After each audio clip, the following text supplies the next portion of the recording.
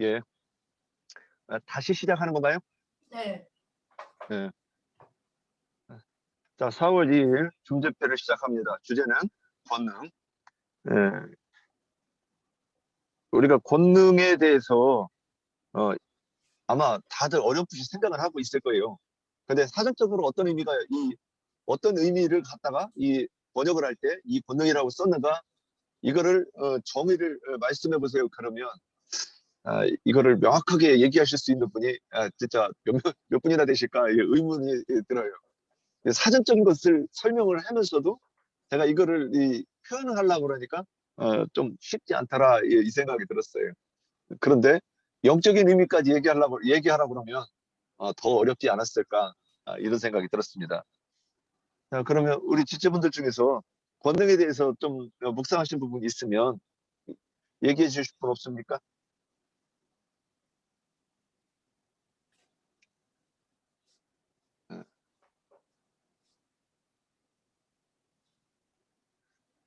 예, 일단 그러면 제가 좀 더 진행해 보겠습니다. 창세기 40장 예, 박형재님 손 드셨어요. 지금 그 권세하고 그 능력 요 두 가지를 다루는 게 맞나요? 권능이 권세와 능력의 합성어예요. 권세와 능력이요? 예, 그래서 그거를 사전적으로 이해를 시키려고 그렇게 거기다가 올려놓은 거고.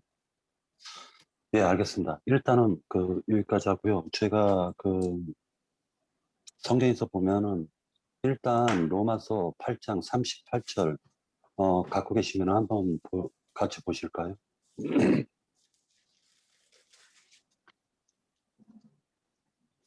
네. 내가 확신하노니 사망이나 생명이나 천사들이나 권세자들이나 현재일이나 장래일이나 능력이나 이렇게 나와 있죠. 그런데 이것이 그 성경에서 지금 이제 요 로마서 8장 38절을 갖다 왜 보자고 했냐면은 말 그대로 이제 그 사도행전 2장에서 보면은 오순절날 기독교계는 성령이 임했다라고 얘기를 하고 있습니다. 그런데 실제로 12제자들의 그런 11제자에게는 이미 성령을 받았어요. 11제자들은. 그러고 난 다음에 사도행전 2장에서 보면은 능력을 받는단 말이에요. 그러면은 그런데 왜 성령을 받았다라고 표현을 했냐면은 그게 120 성도에게 각기 영들이 부어지는 상태를 갖다가 가리키는 말로 보여집니다. 그래서 예전에 그 나영재님한테 질문 드렸던 것 중에 하나가 성령으로 한국 성경에는 성령으로 다 번역이 돼 있지만 더 스피릿하고 그러니까 다시 얘기해가지고 성령과 홀리 스피릿, 더 스피릿. 홀리 스피릿, 예, 더 스피릿, 홀리 스피릿이 차이점에 대해서 그때 당시에 질문을 드렸을 때 그걸 염두에 두고 그 영이라고 했을 때는 하나님의 그 성령을 의미하지만 그 또 다른 성령이 있냐라고 물어봤었던 거예요. 그러니까 또 다른 성령이라고 하면 좀 그런데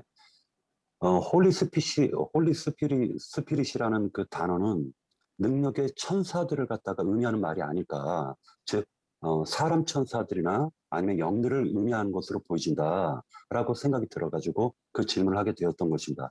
그런데 이제 이 질문을 하게 된 계기점이 왜 이 질문을 하게 됐냐면 로마서 8장 38절에 보면은 공동번역본을 보고 깜짝 놀라가지고 이 질문을 드리게 됐던 것입니다. 공동번역본에 로마서 8장 38절을 갖다가 제가 읽어드리겠습니다. 나는 확신합니다. 죽음도 생명도 천사들도 권세의 천신들도 현재의 것도 미래의 것도 능력의 천신들도 라는 말로 나옵니다. 그래서 지금 개혁개정에서는 권세자들이나 또는 능력이나 이렇게 표현했던 것이 권세자라는 게 권세의 천신들로 표현이 됐고 그 다음에 능력이나라는 말이 능력의 천신들이라고 표현이 됐어요. 공동번역에서. 그래서 이것이 왜 공동번역을 개역 개정에서는 이렇게 번역을 했을까라고 생각을 해가지고 그때 당시에 질문을 드렸던 것입니다. 그러면 이것을 기점으로 해가지고 우리가 생각할 수가 있는 게 있어요. 말 그대로 모든 권세는 하나님에게로부터 나온다라는 걸 갖다 우리는 알고 있어요. 권세나 능력은 하나님께로부터 나온다라는 것을 우리는 깨달을 수가 있는 것입니다.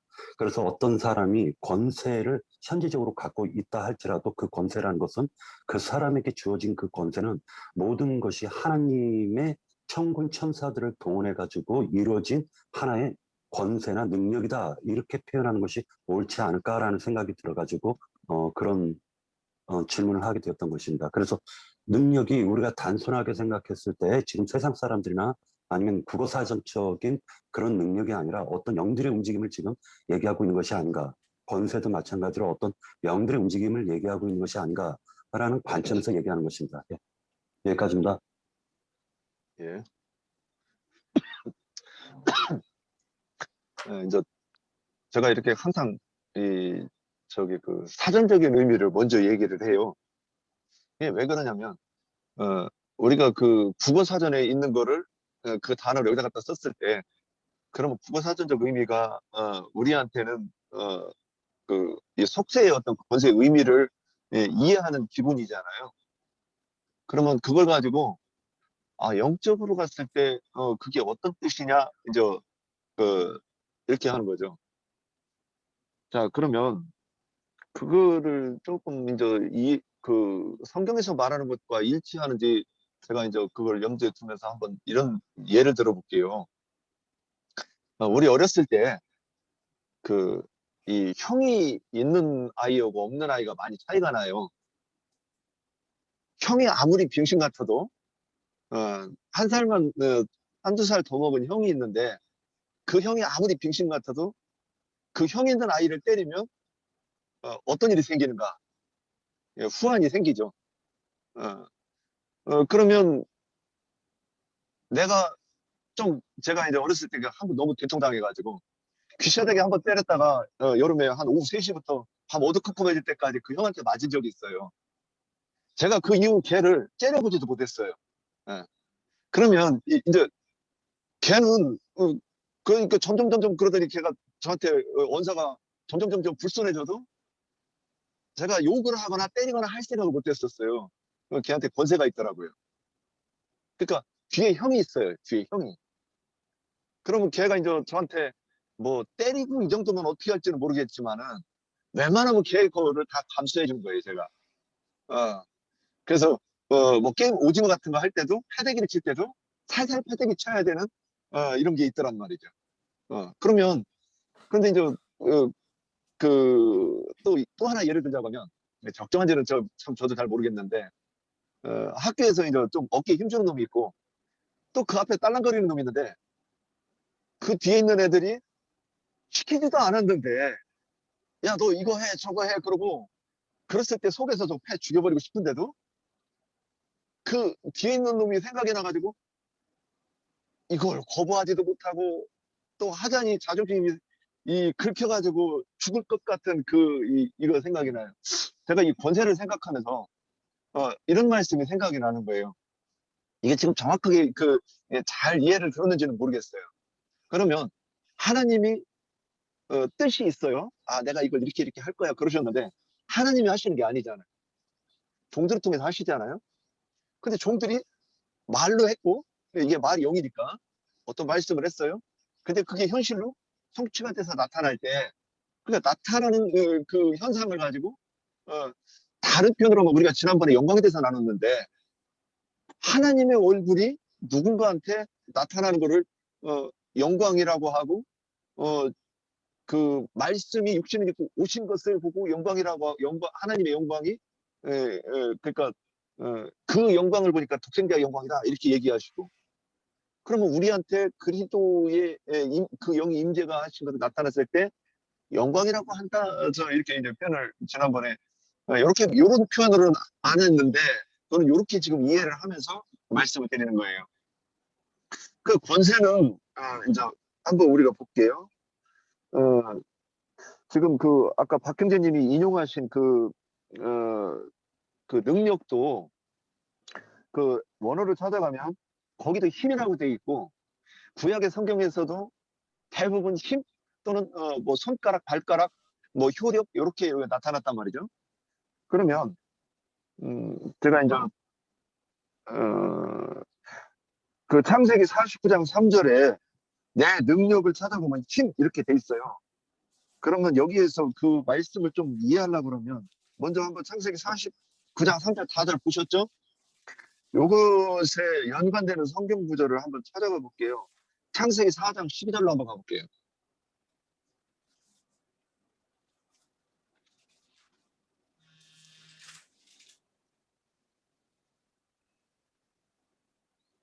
창세기 4장 12절 읽습니다.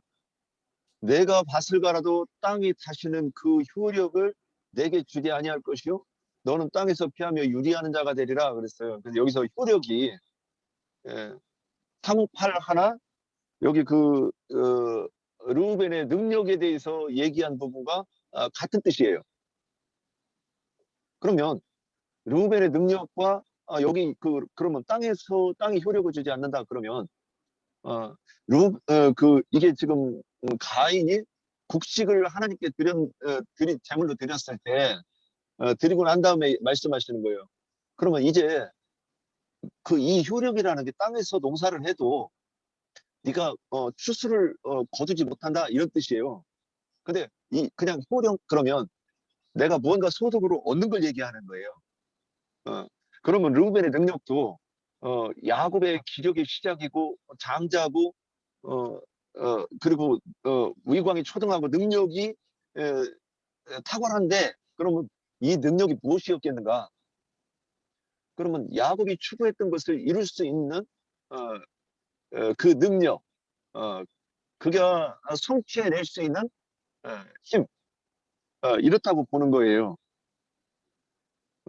그러면 이 권능은 우리가 성경에서 말하는 이 권능이 이렇게 좀 설명을 하면 권능을 표현할 수 있는 한 조각이 되겠는가? 이제 말씀하실 분이 없으시면 또 하나 욥기 31장 39절로 가보겠습니다.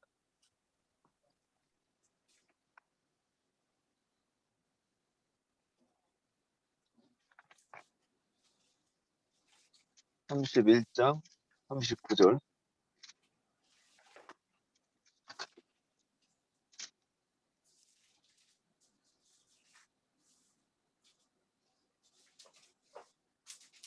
읽습니다. 만일 내가 값을 내지 않고 소출을 먹고 그 소유주가 생명을 잃게 하였다면 그랬는데 여기서도 소출 그랬어요.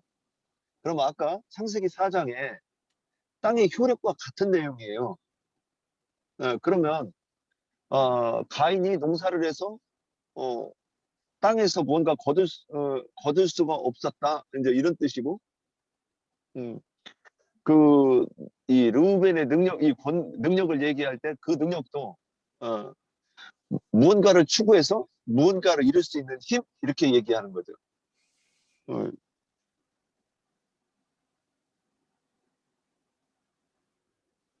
그리고 다니엘서 1장 4절로 가보면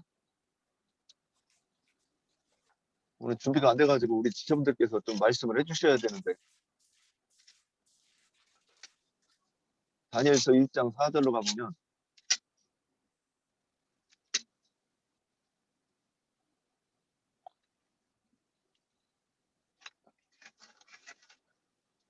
(1장 4절) 곧 흠이 없고 용무가 아름다우며 모든 지혜를 통찰하며 지식에 통달하며 학문에 익숙하며 왕궁에 설만한 소년을 데려오게 하였고 이렇게 여기 돼 있어요. 이게 이 말씀이 그러면 이 권능 그랬는데 여기에서 얘기하는 거는 뭐냐? 아름다우며 지혜를 통찰하며 지식에 통달하며 학문에 익숙하며 왕궁에 설만한 그러면 이게 뭐냐면 왕을 보필하여 그 나라의 일꾼이 될 만한 역량과 능력을 가진 사람 지금 이런 뜻이라고 보이거든요. 예. 이게 그 헬라어에서 말하는 뜻이에요. 그러면 성경에서 말하는 하나님의 권능은 여기까지만 이렇게 말하면 성경에서 말하는 하나님의 권능이 무엇일까? 말씀을 인용해가지고 어느 분이 이렇게 말씀해 주실 분 없으신가요? 예, 제가 좀 이어갈게요. 예. 우선 우리가 이제 형제님을 통해서 이렇게 어떤 성경에 쓰인 어떤 용어에 대해서 이렇게 이제 좀 생각해보고 의미를 새겨보는데, 이제 우리의 어떤 언어라는 것이 있죠. 언어는 이제 어떤 그 소통의 도구인데, 이게 우리가 가장 많이 쓰는 단어도 각자가 가지고 있는 어떤 이해나 깊이나 의미를 이렇게 실어 보내는 의미가 다를 수는 있을 것 같아요. 그렇지만 대략은 우리가 서로가 같은 언어를 쓰고 같은 말을 한다라면 이 공감되는 그 공통 부분은 다 있다라고 생각을 해요. 그렇지만 단지 그것을 상대가 말을 할 때 내가 알아듣지만 그 상대가 말하는 의도와 내가 이해하는 것에 어떤 격차가 있을지는 모르겠지만 그래도 어느 정도는 이제 소통되는 것이 이제 우리의 어떤 언어고, 그래서 말로 표현하지 못한다 해서 그거에 대해서 이제 우리가 전혀 이해하지 않고 이해도가 없다 이렇지는 않을 거란 생각이 들어요. 그래서 우선 이제 오늘 이제 권능이라는 이 말을 우리가 처음에 딱 하면 근자는 무엇이며 이 능자는 무엇일까, 이게 한자어로 이렇게 표현됐을 거라는 걸 이제 짐작은 할 것 같아요. 그래서 먼저 이제 근세와 능력의 어떤 합성어다. 근세와 능력, 또 아니면 권력과 능력, 뭐 이런 거의 어떤 합성일 거다라고 이제 이렇게 생각을 할 수 있을 것인데, 우리가 하나님께서 하나님께 있고 하나님께로부터 나오는 것이라고는 아마 다 이해하실 텐데, 이게 시편 62편 11절에 보면 명확하게 딱 정의를 하고 있어요. 뭐냐면 그 권능은 하나님께 속한 것이다라고. 그 시편 62편 11절에 참조를 해 보시고요. 그러면 그 권능이 이제 실질적으로 하나님의 모든 행하시는 일은 하나님의 권능에 의해서 행하는 거예요. 사실은 모든 것이 우리가 볼 때 어떻게 하나님이 저러실까 하는 것도 하나님 그 속내용을 이렇게 돌이켜 새겨 보면 그것도 하나님의 어떤 권능으로 행하는 것이고, 또 어마어마하게 우리가 인간으로서는 이해할 수 없는 이적과 표적을 행하는 것도 하나님의 권능으로 행하는 것이고, 또 뭐 유대인들에게 힘없이 잡혀가서 십자가에 달려 돌아가신 것도 하나님의 권능으로 행하는 것이고, 그래서 다 하나님의 어떤 것인데, 우리가 시편 21편 13절을 한번 찾아볼게요. 시편 21편 13절에 보면 여호와여 주의 능력으로 높임을 받으소서, 우리가 주의 권능을 노래하고 찬송하게 하소서, 이렇게 이야기해요. 자, 우리가 이거는 이제 권능이라는 걸 한번 생각을 해볼 때, 세상에서도 부모 잘 만난 것 때문에 이제 어떤 높은 어떤 자리를 차지하는 사람이 있을 수 있어요. 우리가 세상 속에 들어가 보면 그런 능력도 있고 이 리더십도 있고 해서 어떤 뭐 그 성과도 좋은 성과를 내고 하면 굉장히 존경받고 할 수 있어요. 그런데 높은 자리를 앉았는데 능력이 없어. 그러면 앞에서는 우리가 어쩔 수 없을지 몰라도 뒤에서는 참 세상 뭐 같아 뭐 이런 식의 어떤 이야기를 할 수밖에 없어요. 그러니까 이 권능이라는 것은 능력이 바탕되지 않으면서 근세가 세워질 수는 없어요. 그래서 우리가 그분을 어떤 여기에 보면 주의 권능을 노래하고 찬송하게 하소서 하는 것은 그분의 어떤 능력이 우리에게 보여지고 그 능력이 발견된 자는 그분을 어떤 근세로 인정을 하고 그분을 따를 수밖에 없겠죠. 그래서 이렇게 권능과 근세와, 그러니까 권능은 근세와 능력이 함께 동반되어야지만이 진정한 근세가 이렇게 세워지는 것인데, 누가복음 마리아가 가브리엘 천사의 어떤 기별을 듣고 누가복음 1장 37절 38절에 보면 가브리엘의 어떤 그런 어떤 마리아에게 이루어진 하나님의 어떤 놀라운 어떤 능력으로 행하신 그 일에 대한 어떤 이야기를 듣고는 마리아가 이야기해요. 대저 하나님의 모든 말씀은 능하지 못하심이 없느니라. 마리아가 이르되 주의 여종이 오니 말씀대로 내게 이루어지이다 하며 천사가 떠나가니라, 이렇게 이야기해요. 그럼 하나님의 모든 말씀은 능하지 못한 게 없어요. 하나님의 모든 만물을 창조하시고 경영하시는 것이 다 말씀으로 이제 하시기 때문에, 그러면 우리 이제 형제님 첫 번째 사도행전 1장 8절에서 성령이 너희에게, 결국에는 우리가 권능을 받는 것은 하나님의 말씀의 능력이에요. 지금 마리아가 들었던 하나님은 모든 말씀으로 능치 못한 것이 없다라는 그 말씀을 받은 것이 우리에게 이제 임한 것이라고 볼 수 있겠죠. 그래서 우리가 그래서 이 말씀의 능력을 받게 되면 예루살렘과 온 유대와 사마리아 땅끝까지 정인이 될 것이라고 말씀하는데, 그러니까 그 능력의 말씀을 받은 자에게는 당연히 이제 그 말씀의 권능이 이제 나오겠죠. 그러면 우리가 받은 말씀의 권능이라는 것이 어떻게 나타나냐? 그러면 우리의 능력이라는 게 이제 눈에 잘 보이는 걸로 막 이적과 표적을 막 이렇게 나타낸다든지 하면 누구라도 쉽게 이제 하나님의 어떤 권능이 저 친구에게 임했네, 뭐 이렇게 쉽게 이야기할 수 있겠지만, 우리에게 임한 것은 그 어떤 속사람의 어떤 그 액 구섭을 씻어내고, 아니면 죽은 자를 살리는 어떤 그런 복음의 어떤 능력을 전해서 그가 회개하고 돌이켜서 새 생명으로 어떤 거듭나서 그를 온전한 사람으로 이렇게 세워가는, 그래서 구석을 다 씻어내는 어떤 이런 것들이 우리에게 주어진 말씀의 권능이겠죠. 그래서 우리가 이제 그런 어떤 것이 행해지게 되면 우리 스스로 안에도 말씀의 능력 있는 말씀이 임해서 우리 스스로도 그렇게 세워지고, 또 우리가 어떤 가진 말씀을 정인으로서 행할 때 그 듣는 자에게도 그런 어떤 성령의 역사가 일어나겠죠. 그것이 진정 우리에게 임한 어떤 권능이 아닌가. 그리고 이제 이 권능에 대해서 조금 우리가 좀 새겨볼 수 있는 것은 어떤 것이냐면 계시록 11장 17절 18절을 한번 보겠습니다.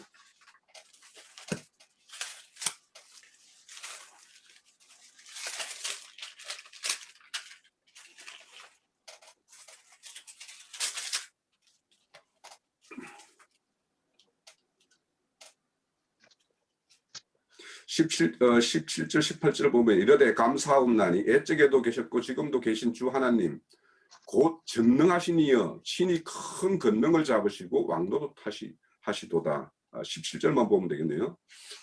그러면 우리가 이 권능이라는 것은 결국에는 하나님에 속한 것인데, 그것은 전능하신 이에게서 비롯된 거예요.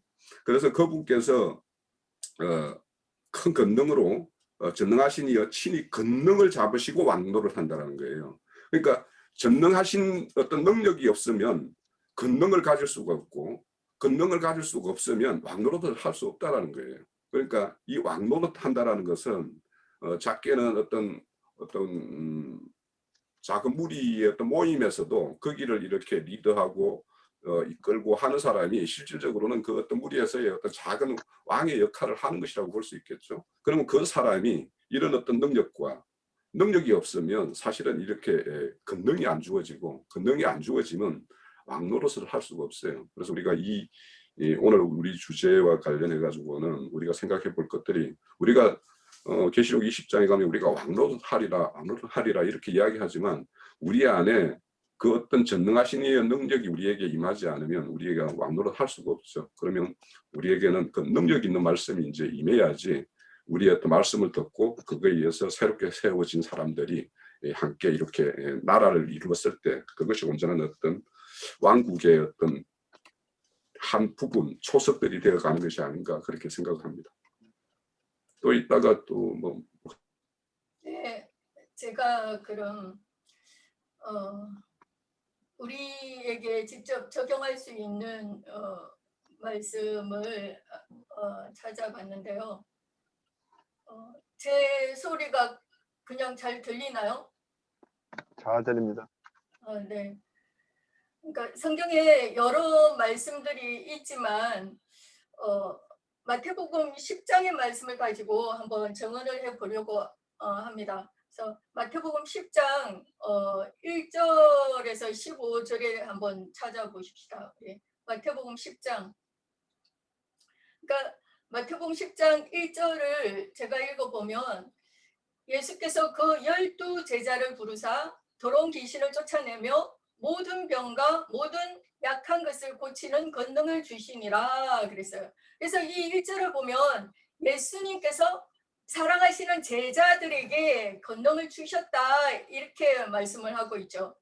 또 한번 8절 말씀을 한번 보시면, 병든 자를 고치며 죽은 자를 살리며 문둥이를 깨끗하게 하며 귀신을 쫓아내되 너희가 거저 받았으니 거저 주어라 그랬어요. 이 권능이라는 것은 거저 받은 것이고 이 거저 받은 권능을 또 누군가에게 거저 주어야만 된다고 이렇게 예수님이 가르치고 있습니다.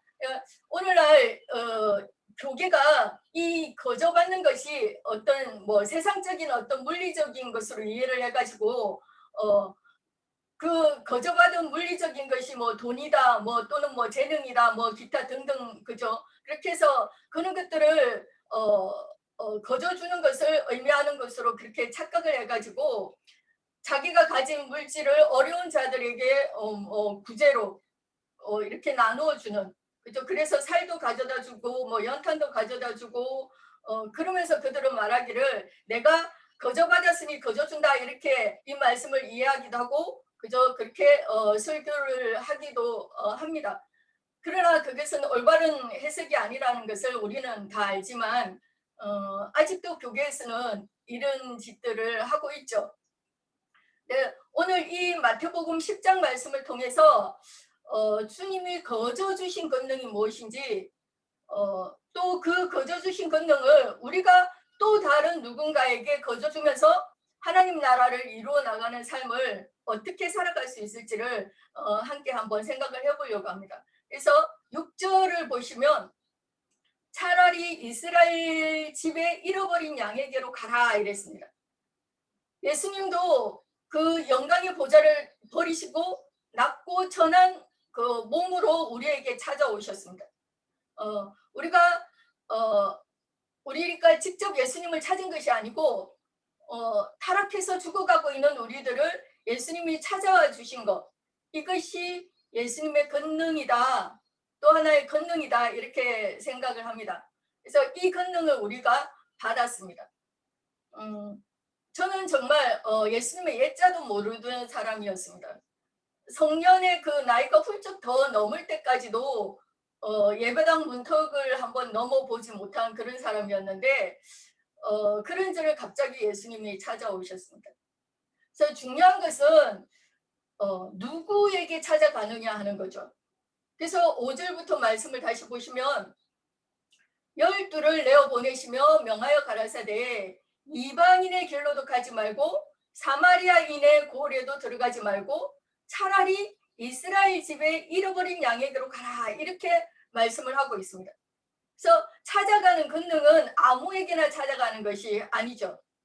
우리가 복음서의 그 곳곳을 이렇게 살펴보면 예수님께서 항상 강조하시는 말씀이 나는 잃어버린 양을 찾아 구원하러 왔다. 이렇게 강조하시는 것을 볼 수가 있죠. 하나님 편에서 잃어버렸다라고 하는 그 표현, 그 잃어버린 존재들을 야고보서 1장 27절에서는 하나님과 자녀 관계된 누군가를 잃어버리면 그 자녀를 고아다 이렇게 표현을 하죠. 하나님은 자기의 잃어버린 자녀를 찾기를 원하시고 그 잃어버린 자녀를 성경은 고아라고 표현을 했습니다. 그리고 하나님의 아내된 신부가 예수님을 잃어버리고 하나님을 잃어버리고 살아가는 그 순간 그는 가부가 되었다 이렇게 성경이 표현하고 있죠. 그래서 이 마태복음 10장 그 5절 6절 말씀을 뒷받침해주는 말씀을 저는 에스겔 34장 7절에서 16절 말씀에서 확인할 수 있는데요. 우리 주님께서 잃어버린 양을 거짓 목자들의 입에서 건져내시고자 그렇게 찾아가시는 권능을 우리들에게도 거저 주셨고 우리들을 그 거짓 선지자의 입에서 건져내서 이렇게 좋은 그 금기름 붓는 집의 울타리로 그죠? 우리 주님이 세우신 이 울타리 안에 인도하시는 은혜를 주셨기 때문에 우리가 지금 이 자리에 함께 있게 된 줄로 믿습니다.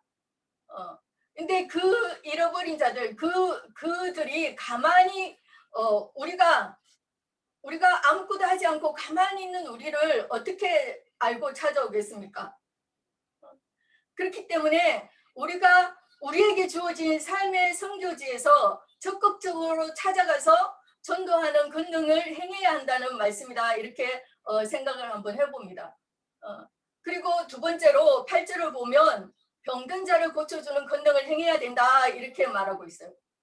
잃어버린 양들의 특징이 뭡니까? 주님과의 관계가 깨진 양들이기 때문에 하나님의 그 영적인 양식, 그 생명의 말씀을 공급받지 못하는 그런 양들이잖아요. 그죠? 그들은 양들이지만 결국 그들은 영적으로 병들게 되어지고 그 병든 것 때문에 그들은 죽은 자가 되어지는데 나병에 걸려서 죽게 되어지고 그 결과 귀신이 충만한 자, 7 귀신 들린 자가 되어지고 결국 하나님 나라를 상실한 존재가 되어진다는 거죠. 에스겔 37장의 말씀이 그런 말씀이죠. 그래서 요한복음 9장 4절 말씀 보면 때가 아직 나심에 나를 보내신 이의 일을 우리가 하여야 하리라 이렇게 말씀하고 있어요. 또 우리 그 윤영재 님이 올려놓은 그 말씀에도 보면 사도행전 3장 1절에서 10절에 보면 날 때부터 안전뱅이 된 자가 있었죠. 이 날 때부터 안전뱅이 된 자는 일어나서 뛰지 못하는 그런 영적인 안전뱅이를 의미하는 거죠. 그러니까 우리가 할 일은 기뻐갖고 막 뛰면서 하나님을 찬미하고 하나님께 영광을 드리는 그런 예배자가 되어야 하는데 그러지 못하고 안전뱅이가 되었다는 것은 아무 일도 할 수 없다는 뜻이 되는 거죠. 다시 말하면 영적으로 아무 일도 하지 못한 채 일어나지도 못하고 앉아있는 자들을 이 안전뱅이로 비유했다고 생각이 됩니다. 그래서 예수님은 아까 마태복음 10장에서 너희는 잃어버린 양에게로 가라. 가면서 전파하는데 천국이 가까웠다 하고 너희는 죽은 자를 살리는 권능을 행하라 이렇게 말씀하셨어요. 또 누가복음 15장 24절에서 32절의 말씀을 보면 이건 말씀들을 다 찾아 짚어가면서 해야 되는데 시간상 그죠 그렇게 못하니까 다 아시는 말씀들이니까 아버지의 집을 떠나간 둘째 아들 이 아들이 돌아왔습니다. 영적으로 다시 살아났다는 거죠. 그때 우리 주님은 이렇게 외치죠. 24절에서 내 아들은 죽었다가 다시 살아났으며 내가 잃었다가 다시 찾은 아들이다. 그리고 즐거워하셨어요. 그리고 32절에도 동일하게 그렇게 고백합니다.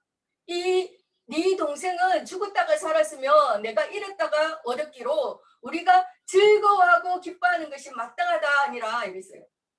그러니까 이 죽은 자를 살리는 권능 우리가 받았잖아요. 우리가 지난날에 영적 소경일 때 우리가 잊지 말아야 할 곳에서 먹지 말아야 할 그 지역 열매를 먹고 있을 때 우리 주님이 어느 날 찾아오셔가지고 그 찾아오시는 권능을 행하셔서 그 울타리에서 우리를 빼내 오셨잖아요. 그리고 살찐 꼴, 좋은 꼴이 있고 아버지의 양식이 있는 울타리로 우리를 인도해 오셨잖아요. 그 찾아오시는 권능을 우리가 받았습니다. 제자들처럼. 그리고 우리의 영의 눈의 질병을 고쳐주시고 계시잖아요. 지금도 오늘 현재 지금도 그죠? 영적 소경의 질병을 우리가 돈으로 값을 치러서 그 고침을 받았습니까? 아니죠. 거저 받았잖아요. 거저 받았으니 우리도 가서 병든 자를 고쳐주는 권능을 행하고 영적으로 죽어 있는 자들을 살리는 권능을 행하라 이 말씀인 거죠. 그래서 오늘 윤영재님의 질문에 성령이 무엇인가 이랬는데 우리 영적 소경의 병을 치유하고 죽은 자를 살리는 그 말씀 자체가 성령이다. 저는 그렇게 말씀을 드리겠습니다. 그럼 어찌하면 성령이 임하시는가 이랬는데 도적같이 임한다고 그렇게 표현을 하셨고 내가 찾아가는 것이 아니고 우리가 스스로 주님을 찾아가는 것이 아니고 친히 와주신다는 겁니다. 내가 건기로 묻는 집을 찾아낸 것이 아니죠. 주님이 인도하셨습니다. 여기로. 참된 종을 내가 찾아가는 것이 아니고 주님이 붙여주십니다고 저는 생각합니다. 붙여주시죠. 그리고 세 번째 질문이 성령을 받은 줄 어찌 알 수 있는가 이랬는데 내가 앞에서 말한 이 권능들을 지금 행하고 있다면 나에게 이 권능들이 나타나고 있다면 당연히 성령을 받은 자다. 저는 그렇게 말하고 싶습니다. 그리고 네 번째 질문이 성령이 임하시면 받는 권능이 무엇인가 이랬는데 앞에서 말씀드린 것과 같이 내가 내 삶의 현장에서 전도할 자를 찾아가고 또 찾아가서는 생명의 말씀으로 전도할 수 있는 그 능력이다. 그 권능이다. 이렇게 말씀을 드리고요. 다섯 번째, 능력이 나타나면 또 어떤 결과가 나타나는가 이랬는데 이렇게 권능을 받은 자, 그런 나와 같은 자들을 세워서 교회를 세워나가고 결국 하나님 나라를 확정시켜 나가는 그런 결과가 가져오게 될 것이다. 이렇게 말씀을 드리고 싶고, 그렇기 때문에 이 권능은 받아도 되고 안 받아도 되고가 아니라 우리 모두가 믿음 생활을 하는 데 있어서 절대적인 것이다. 그렇게 말씀드리고 싶고요. 그래서 저를 비롯해서 우리 형제 자매님들이 다 이 권능을 충분히 받아서 누리고 또 행하는 그런 자들이 다 되었으면 좋겠습니다. 여기까지 하겠습니다. 수고하셨습니다. 예. 어디 가셨어요? 기령제님 그거 풀고 하세요. 기령제님 먼저 손 들었잖아. 그 다음에 정환 형제 또 손 들었네. 저기 음소거 해제하시고. 아유 뭐 비성약한 그 저는 우리 그 자매님 그 증거에 아주 눈이 확 띕니다. 네, 감사합니다. 권능이라는 말을 통해서 하나 이제 우리 형제님이 그 권세권 이렇게 능력 이렇게 얘기해 주시니까 잘 이해가 됐고, 저는 사실 처음에 그 예수님을 영접할 때 예수 믿는 사람들을 이렇게 보고 세상에서 이렇게 능력이 좀 없는 이렇게 뭔가 좀 세상의 권세라는 입장으로 보면은 무능한. 예? 무능한. 예, 무능한 사람들로 좀 이렇게 보이는 그런 현상을 좀 많이 봤던 것 같아요. 그 이제 이렇게 도이지 객지 생활 좀 할 때 신앙생활 하는 사람들. 왜냐하면은 그 세상의 권능은 마귀한테 줬잖아요. 그래서 그게 제가 그 처음에 마태복음 읽을 때 그 4장에 가가지고 이 마귀 권세가 대단하다. 이 저기 뭐야 4장 그 8절에 나오죠. 마귀가 그를 데리고 지극히 높은 산으로 가서 천하만국과 그 영광을 보며 이르되 내게 엎드려 절만하면은 내게 이거 모든 거 다 준다. 이렇게 그 얘기하는 걸 보고 예수님이 하나님의 아들보다 이 세상에 대한 권세는 마귀가 더 있네. 이런 생각을 이거 절만하면 다 준다는데 이거 권세가 이 마귀 권세가 이 세상 권세구나 하는 게 저는 참 그때 그 굉장히 강력하게 그 느낌이 왔어요. 근데 아닌 게 아니라 이제 성경을 쭉 보면은 가인이 실제 권능이 더 있잖아요. 아벨을 그냥 즉각 자기 마음에 안 든다고 쳐 죽여버리고 그 또 라멕이죠. 라멕이 이렇게 그 세상에서 그냥 하고 뭐 이제 신약에 가면 스데반은 돌을 맞아 죽으면서도 그냥 저 원수는 그냥 저 사람들 용서해 주라고 하나님한테 기도하고 그런 그 세상에 대한 권세, 권능 이런 것들이 진리 안에서는 정말 이게 감추어졌구나. 세상에서는 드러내지를 않는구나 하는 그런 것이 어떤 하나님의 말씀 안에서 우리가 구분해 볼 필요가 있다고 생각해요. 그래서 우리는 뭐 지금 늘 우리의 그 여정이 우리한테는 이렇게 있죠. 사실은 이제 우리 자매님 증거했듯이 진리의 권능이기 때문에 영적인 것을 줬죠. 영적인 권능 그것을 줬기 때문에 이것은 세상의 권능하고는 개념이 반대되기 때문에 이 반대를 우리는 이제 실현을 해야 되고 또 그 계시록에 가면은 계시록 17장에도 어떤 때에 그 한 뜻을 주시고 또 그 뱀을 통해서 그 에덴 동산을 침탈할 권능을 마귀 사단에게 허락하셨듯이 이 세상에 있는 동안에 그 어둠의 세력한테 하나님께서 허락하신 그 권능을 한때를 주기 때문에 우리는 진리의 권능은 항상 뭐 역전하는 그런 권능이지, 나중에 주님 안에서, 하나님 안에서 우리가 역전하는 권능이지 세상에 표상적으로 보여지는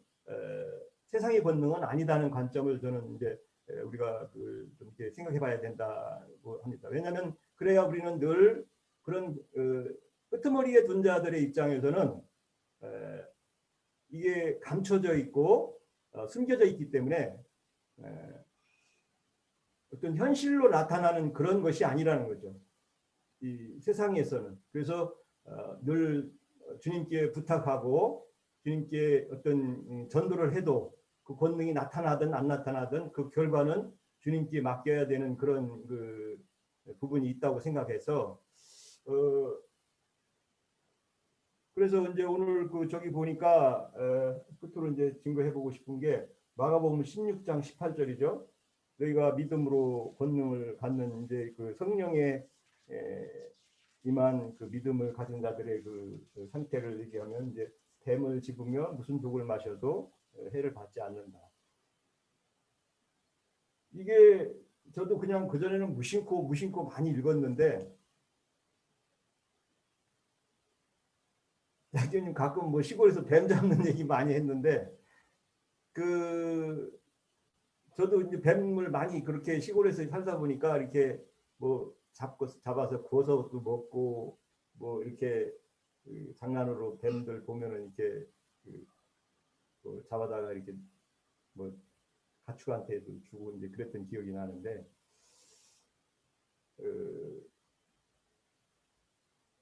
처음에는 막 그냥 아무 생각 없이 뱀을 짚는다고 생각했을 때 이게 뭔 뱀을 짚고 무슨 독을 마셔도 이렇게 해를 안 받는다고 이렇게 밑도 끝도 없이 처음에 이렇게 해놨나 하는 생각도 많이 들었었어요. 그런데 이제 우리가 어떤 진리 안에서 보니까 이게 에덴 동산에 가만히 들어온 그 사단의 뱀이었고 또 주님이 예루살렘 성에 들어가서 독사의 새끼들아 뭐 이렇게 그 바리새인과 대제사장들 향해서 그 하던 말들이 이렇게 부메랑 돼서 우리가 다 이해되니까 이 비진리를 어둠의 세력을 가지고 권능을 행하는 오늘날의 그 종교 지도자들이죠. 이 사람들이 그 권능이 세상에서는 정말 대단한 것 같아요. 그 권능이 우리가 그분들을 어떻게 우리가 진리 안에서 대적을 해야 되고 또 분별을 해서 거기에 사로잡혀 있는 정말 주님의 백성들을 많은 수를 회복시키고 또 때에 그런 그 역할을 주님 앞에 해갈 것인지 참 우리의 그 뒤에 숨어 있는 주님의 성령의 능력을 의지하면은 뭐 의심할 바가 없지만 실제 막상 딱 이렇게 그분들하고나 거기 있는 그 우리들하고 이렇게 대화를 해보면 너무 견고한 성인 것 같아요. 여리고 성과 같이 그냥 하여튼 판단해가지고 그들의 그 정신 세계가 하여튼 뭉쳐 있는 것 같아요. 그래서 뭐 7번 돌고 하면은 때가 되면 하나님이 다 무너뜨려 준다는 그런 그 믿음으로 우리가 정말 주님의 그 맡은 권능들을 진리 안에서 다 행할 수 있는 지체들이 되기를 기대합니다. 여기까지입니다. 네, 윤영재님 어디 가셨어요? 네, 정한 형제님.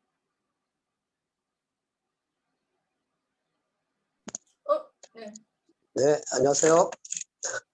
네, 저는 권능하면 그러니까 하나님의 권능이 마음에 와가지고요. 그 민영재님의 질문 중에 그 3번 질문 성령을 받을 줄 어찌 알 수 있는가라는 그거에 대한 그 질문에 대해서 그러니까 저는 이 권능이라는 말씀은 그러니까 하나님의 권능으로 생각을 해서요. 그러니까 뭐 요한복음 그냥 1장 그냥 3절까지요. 그러니까 권능은 하나님의 말씀이라고 저는 생각을 합니다. 말씀. 권능을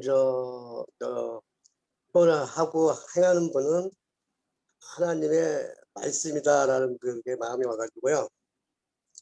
요한복음 1장 3절까지만 이렇게 할게요. 3절까지만 말씀에 관한 것이니까요.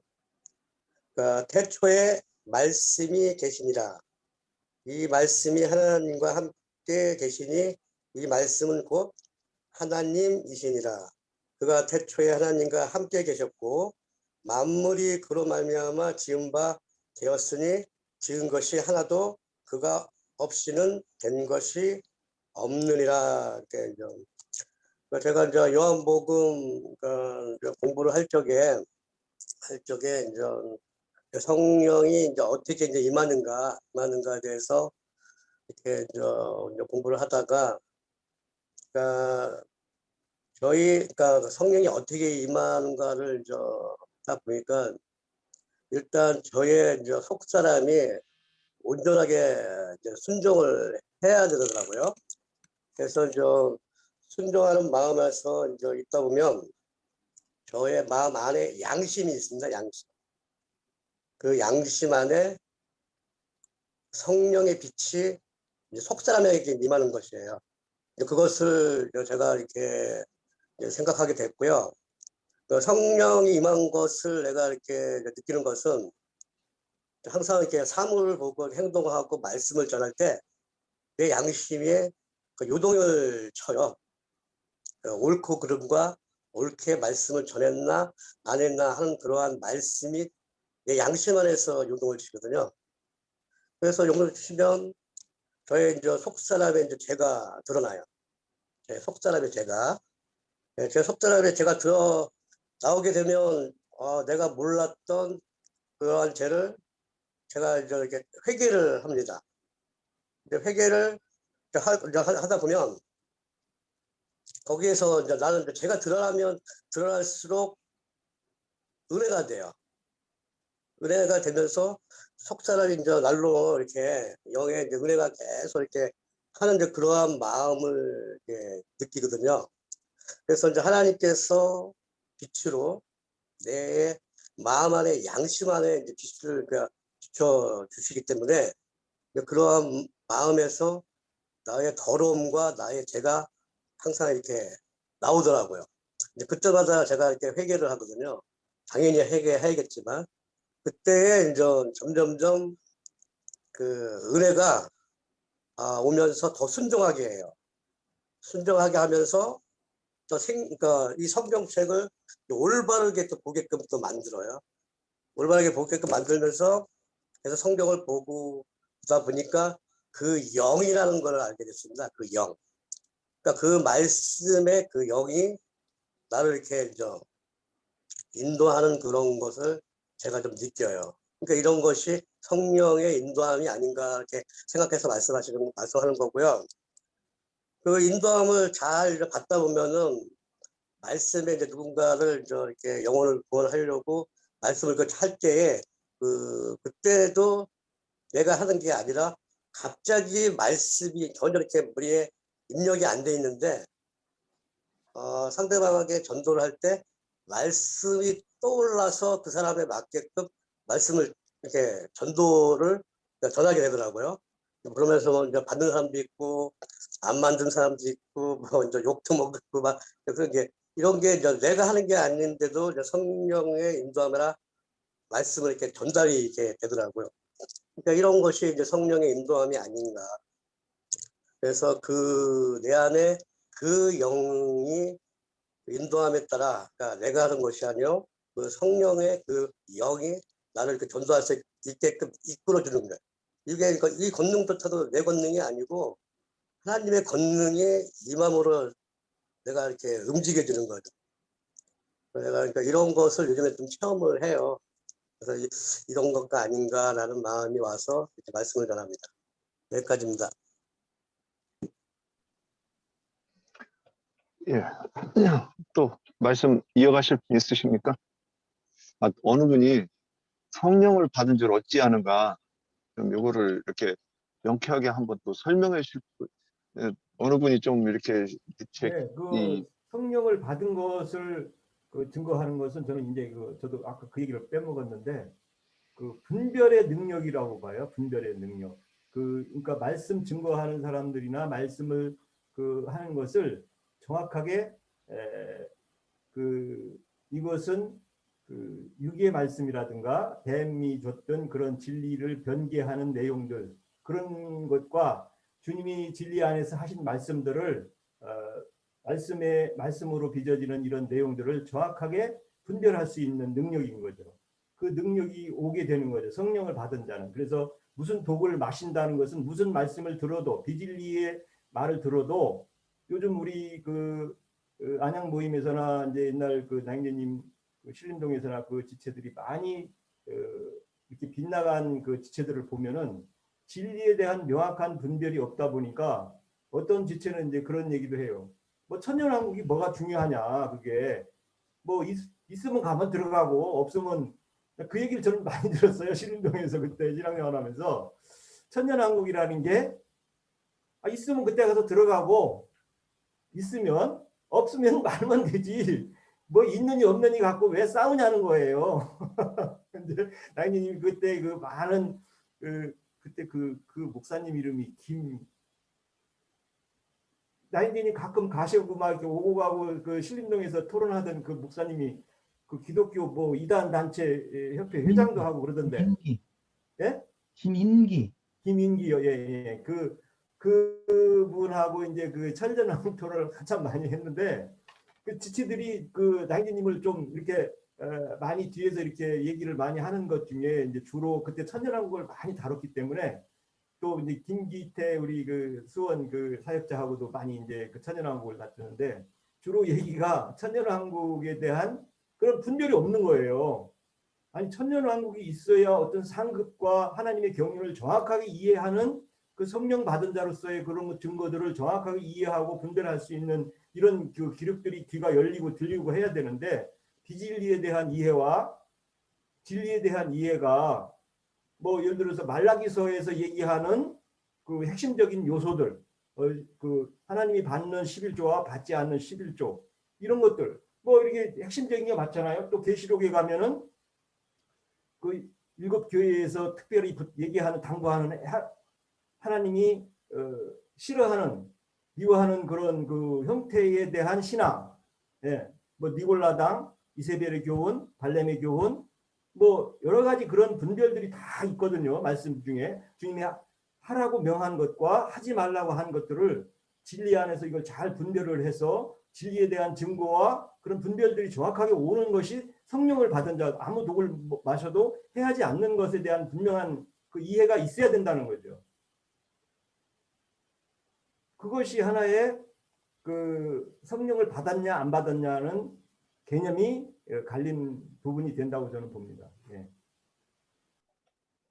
또 성령을 받았는지 어떻게 하는가에 대해서 또 혹시 이렇게 다른 표현, 같은 내용이지만이라도 이렇게 알아듣기 더 쉽게 이렇게 혹시 표현해 주실 분 있습니까? 네, 박형제님. 힘들었어요. 조금 이제 시간이 됐으니까 조금 짧게 이렇게 할 수 있도록 하여튼 이렇게 말을 좀 간추려서 이렇게 해주셨으면 좋겠어요. 예.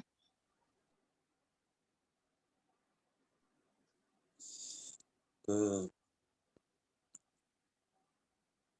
아까 이제 전체적인 그 아까 권세라든지 능력이라든지 하는 이 부분에 대해 가지고 나름 이렇게 그 처음에 신앙생활을 갖게 된 계기점도 실제로 어떤 눈에 보이지 않는 어떤 힘, 능력, 아니면은 왜 사람이 두려움에 떠는가, 어두운 데에 가는데 왜 어떤 나도 모르는 어떤 그러니까 똑같은 어두운 밤인데 어쩔 때는 마음에서 무서움을 느끼고 어쩔 때는 별 하늘이 아름답게 보이는 그런 밤도 있었다라는 것을 어렸을 때 체험을 했습니다. 그런데 제가 이제 그 신앙을 그 말 그대로 성경을 보기 전에도 어떤 어둠의 세력이 있고 어떤 밝은 세력이 있다라는 것을 갖다가 감으로 느끼던 차에 성경을 통해 가지고 이런 모든 것들이 사람은 알 수 없으나 어떤 영들의 움직임이라는 게 있구나라는 걸 갖다가 생각하게 되었습니다. 골로새서 2장 15절에서 보면은 사탄의 권세라는 말이 나옵니다. 사탄의 권세라는 말이 나옵니다. 개역개정에서는 통치자들과 권세들을 무력화하여 드러내어 구경거리로 삼으시고 십자가로 그들을 이기셨느니라 라고 기록되어져 있습니다. 그러니까 이 세상은 인간이 느끼지 못할 뿐이지 어떤 어둠의 영에 의해 가지고 완전히 지배당하고 그 어떤 어둠의 영들에 의해 가지고 사람들은 거기에서 빠져나올 수 없는, 헤어나올 수 없는 어떤 옥에 갇혀 있다라는 것을 갖다가 먼저는 인식을 하지 않으면은 구원에 대한 가치도 십자가로 우리가 예수 그리스도로 말미암아 어디로부터 구원을 받았는지 자체도 은혜도 인간은 깨달을 수가 없다라고 저는 생각을 합니다. 그래서 아까 황정한 형제가 얘기했었을 때 그 뭐 속사람이 뭐 죄를 갖다가 뭐 짓는다 막 이렇게 얘기를 했는데 속사람은 죄를 지을 수가 없는 것이고요. 거듭난 사람이 어떻게 거듭난 새 생명이 겉사람의 죄를 짊어지면 짊어졌지 속사람이 죄를 짓는 게 아닌데 말을 황정한 형제가 잘못한 것 같고요. 일단은 그런 것을 떠나가지고 골로새서 1장 16절 한번 보도록 하겠습니다.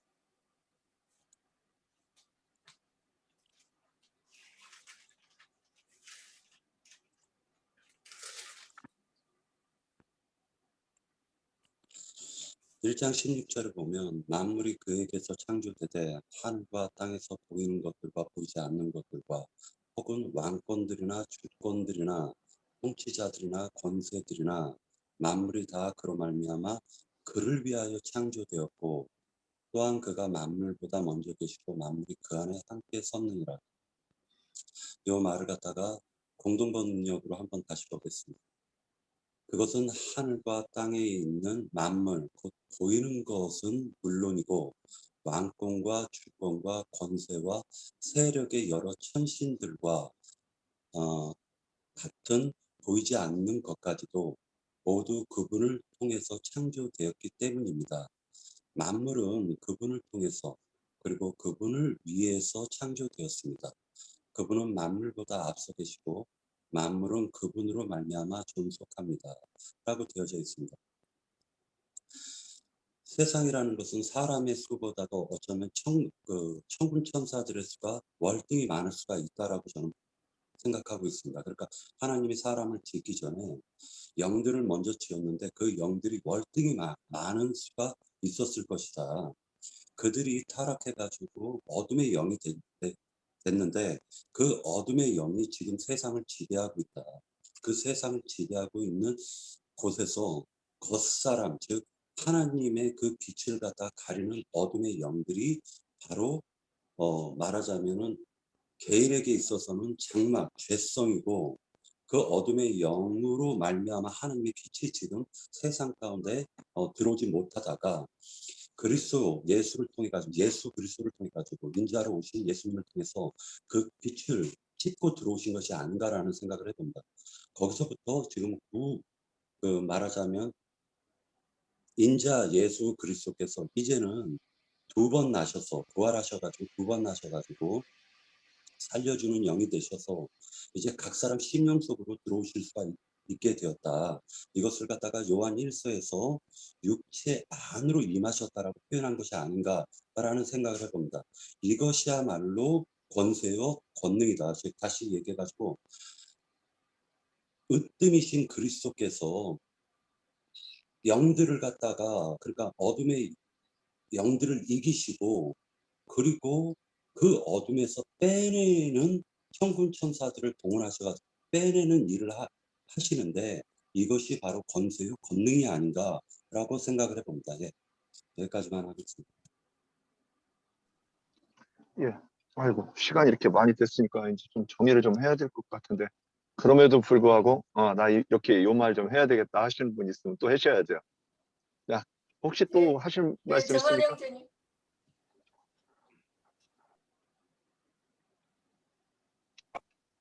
네, 안녕하세요. 아까 그 죄라는 그것은 전에 저의 거듭나기 전에 제가 지었던 그러한 그 죄가 드러나는 것을 얘기한 거지 지금의 죄를 얘기한 건 아닙니다. 내가 전에 그러니까 거듭나기 전에 그러한 게 이렇게 하다 보면 이렇게 언론 중에 이렇게 오는 그런 게 있어요. 그게 있으면 이게 하나님께 올바르지 않다는 마음이 왔으니까 그것을 회개한다는 얘기지.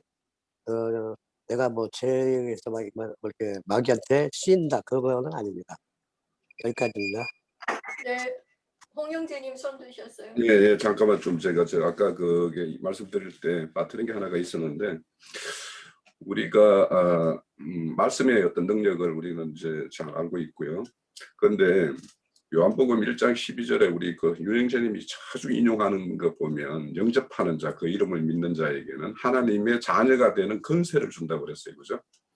그러면 그 우리가 받을 권세 중에서 하나님의 자녀 그리고 또 이긴 자가 되어서 아들이 되는 어떤 권세를 받는 것보다 더 큰 거는 없겠죠.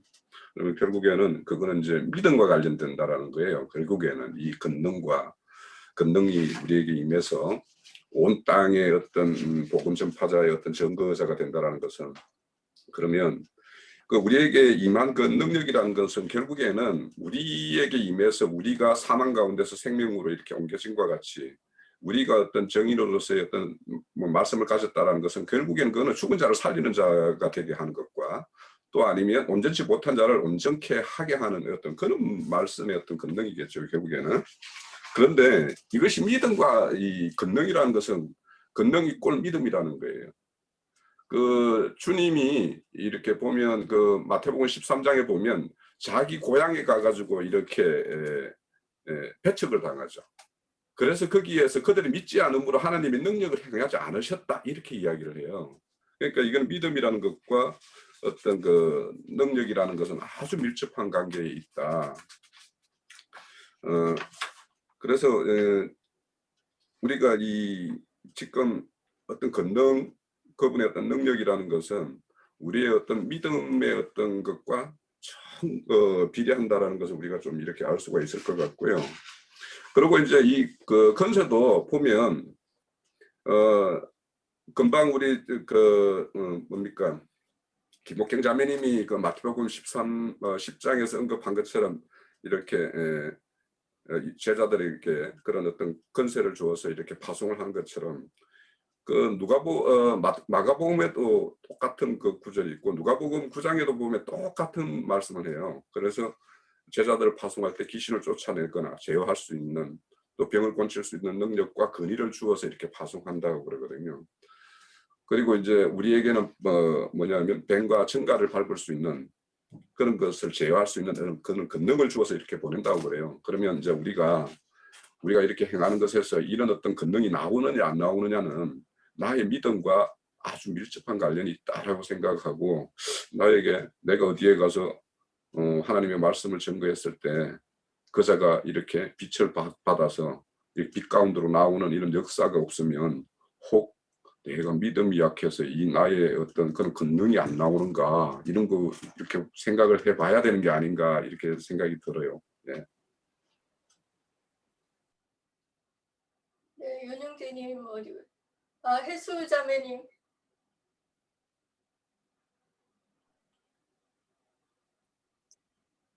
저는 권능의 제일 큰 거는 부활 생명의 능력이라고 보고요. 우리에게 믿음이 없는 우리에게 믿음을 주신 것만이 엄청 큰 능력이라고 보는데요.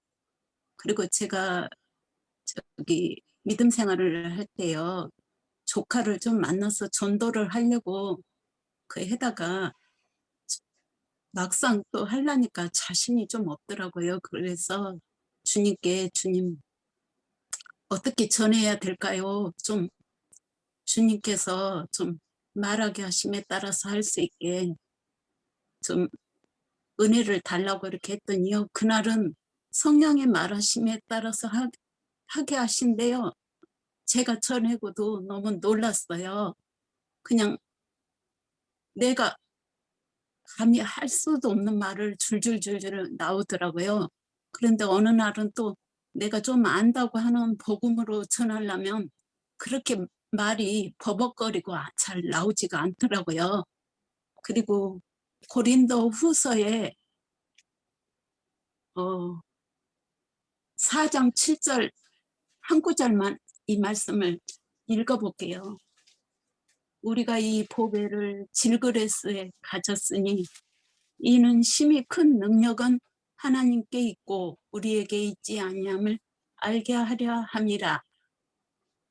이렇게 큰 사도 바울 형제님도 자신에게 있지 않고 큰 능력은 하나님께 있다고 말씀을 전한 걸 보면 자기를 부인하고 오직 하나님의 그 능력을 전할 뿐이라는 걸 볼 수 있는 것 같아요. 거짓 선지자들은 다 자기가 능력이 있다고 행하려고 하는데 그게 바로 거짓 목자들인 것 같아요.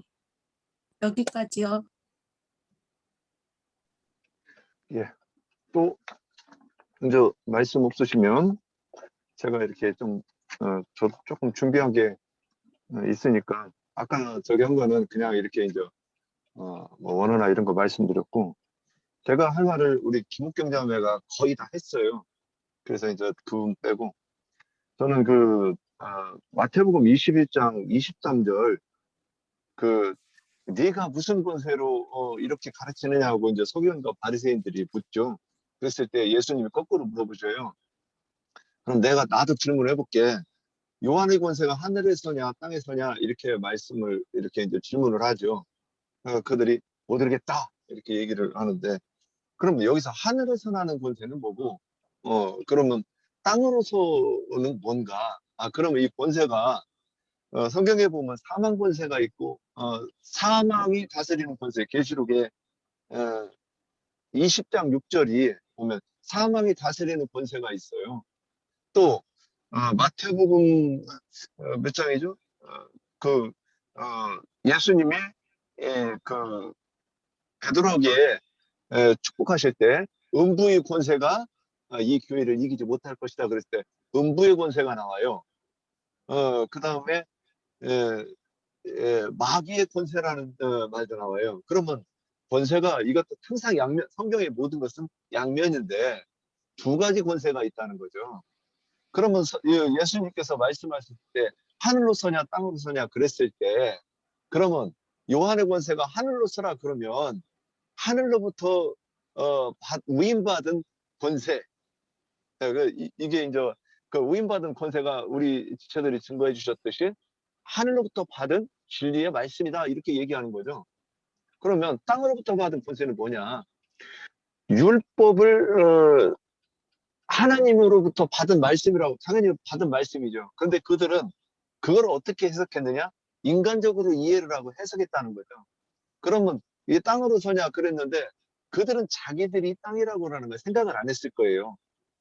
그런데 어떤 사람이 이 권세를 행하면 사망의 권세를 행하게 되고 어떤 사람이 행하면 생명과 복을 선포해서 사람들을 살리는 권세를 있다는 거죠.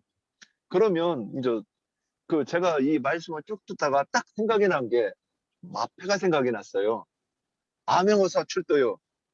근데 이 마패를 들으면 사실은 구릿덩어리인데 거기에 말이 몇 마리가 그려져 있는 건 문제인데 그 마패를 딱 보면 누구를 보느냐? 임금을 보는 거란 말이죠. 그래서 이 어사가 하는 말은 임금의 말이 되는 거예요.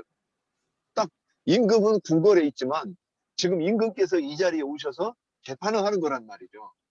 그러면 그 본의에 누구나 복종을 하게 되는 거죠. 그런데 어떤 자는 하늘에 속한 권세를 가지고 왔다고 말을 할 때 그 말이 귀에 들리는 자는 그 권세가 자기를 살리는 권세가 되는 것이고 어떤 사람이 엉터리 그러니까 사망 권세를 가지고 그러니까 이 마패 비슷한 거를 내놓고서는 엉터리 재판을 하는 경우가 있단 말이죠. 그러면 이렇게 권세가 나뉘는데 그래서 이거를 얘기하기 전에 뭐가 중요하느냐?